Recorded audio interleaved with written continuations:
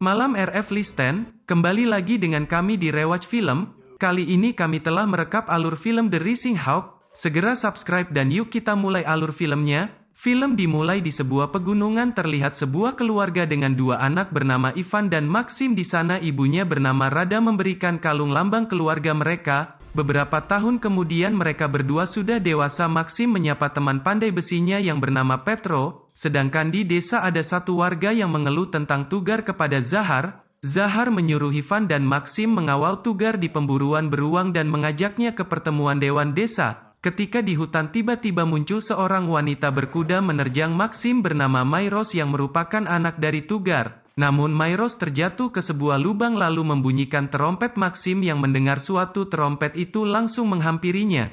Mairos mendengar suara beruang saat beruang itu ingin menyerang. Maxim turun dan membantunya. Akhirnya mereka berhasil membunuh beruang tersebut.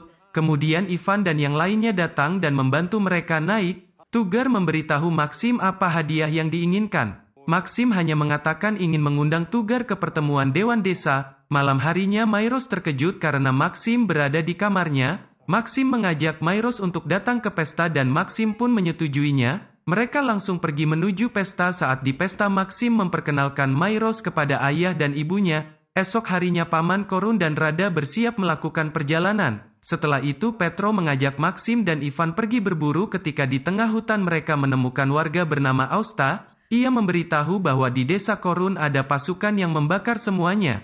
Mereka lalu pergi ke desa Korun. Saat sampai di sana Korun memberitahu bahwa pasukan Mongol membawa ibunya dan Rosana. Setelah mengetahui itu mereka langsung pergi menuju markas pasukan Mongol. Saat sampai mereka melihat ibunya, Ivan menyuruh Max untuk mengikuti kemana ibunya dibawa. Ivan langsung memanah penjaga dan mengeluarkan semua orang yang ditahan. Akan tetapi anak pemimpin Mongol itu menebas ibunya. Saat itu juga Maxim langsung membunuhnya lalu mereka melarikan diri. Untungnya mereka berhasil selamat di sana. Ibunya sudah tidak tertolong lagi. Esok harinya pemimpin Mongol bernama Kan melihat putranya tewas lalu memegang sebuah kalung yang dipegang putranya. Sedangkan Ivan, Maxim dan lainnya membawa ibunya kembali ke desa. Esok harinya Tugar dan anak buahnya datang memenuhi janji. Tugar membuat kesepakatan dengan bertarung jika anak buahnya Gard menang Zahar dan lainnya harus pergi. Zahar juga mengatakan jika kami menang maka Tugar dan semua anak buahnya harus membantu bertarung melawan bangsa Mongol. Gard dan Maxim bertarung dan akhirnya Maxim menang, berpindah ke Kan anak buahnya.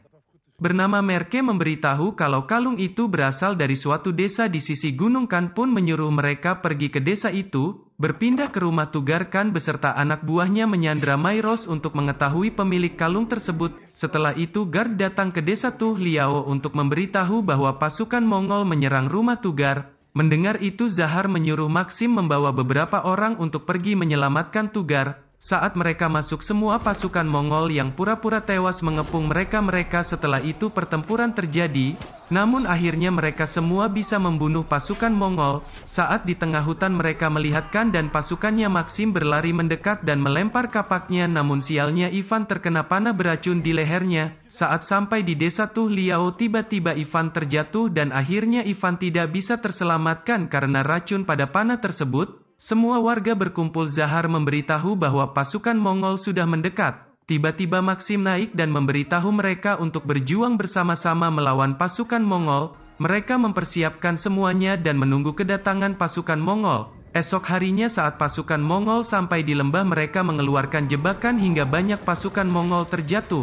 Meski kalah jumlah tetapi mereka berhasil dipukul mundur. Pemimpin pasukan kembali dan melapor kepada Kan kalau pasukan mereka dikalahkan. Setelah itu Kan memerintahkan Tugar untuk menghancurkan desa Tuh Liao. Maxim mencoba menahan mereka namun pada akhirnya ia tertangkap. Zahar yang menyadari Maxim telah tertangkap segera menyuruh yang lainnya untuk menghancurkan bendungan dengan merobohkan menara batu.